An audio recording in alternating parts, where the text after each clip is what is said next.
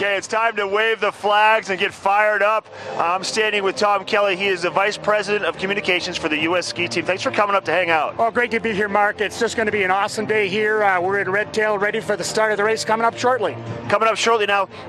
Let's take it back a few years. You guys, the U.S. Ski Team's been racing at the Birds of Prey courses for quite some time, and they've had such amazing results, and we've seen that progress over the years, and yesterday was a culmination of all this amazing work that you guys have done, Beaver Creek has done. Tell us about that legacy with Birds of Prey. Well, there's an amazing legacy here. First of all, the World Cup itself goes back to 1967 at Vail, one of the first sites on the tour back then, 50 years ago. And then you look to here at Birds of Prey, we've been racing here for about a dozen years, continually now, and every year there's Americans popping in. I remember back in kind of that 2004-5 area, Bodie and Darren going 1-2 and backing it up and flipping it the next year and then doing it again. Stephen Nyman on the podium a couple of times. Today, looking at Ted Ligety going for 6 straight, and boy, yesterday, 2 guys on the podium with Ligety and Weibrecht. What an awesome experience here at Beaver Creek. And you know, I had a chance to talk to Andrew, and I had a chance to talk to Jared Goldberg just about how Beaver Creek makes them feel being on American soil, and it's their last stop, really, before they're heading over to Europe for the next 3-4 months for the rest of the races.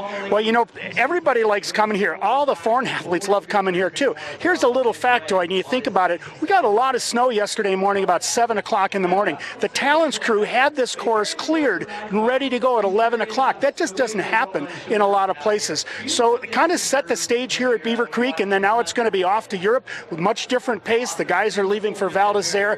The women will be heading up after Lake Louise to Ori, Sweden for technical races, and the White Circus continues. So now tell me, so you said we know what kind of a job the Talent crew does. It's an amazing group of people that volunteer their time, and you said the Europeans also respect that and appreciate that because it's different over in Europe. So what's it like over there? It's a little more laid back, they're not quite as on top of it, or how does that work? Well, I don't know if I'd say that they're not quite on top of it because every course has great crews, but you know, it's just exceptional here to come early season.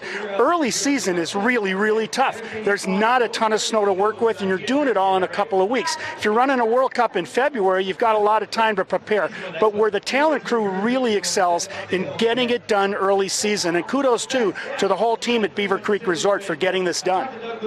Yeah, it's pretty amazing, and we're looking forward to another amazing day today. We had 2 Americans on the podium yesterday. Lindsey Vaughn's doing well. Michaela's going to be racing up at Lake Louise today for her first speed event. What are your thoughts on that? Really interested to see how Michaela does, and I know a lot of people are saying, she's going to be on the podium, and you know, we're going to give her a little time. First World Cup speed event. Lindsey Vaughn going for the clean sweep up there. You can watch it all tonight, 6:30 at Universal HD.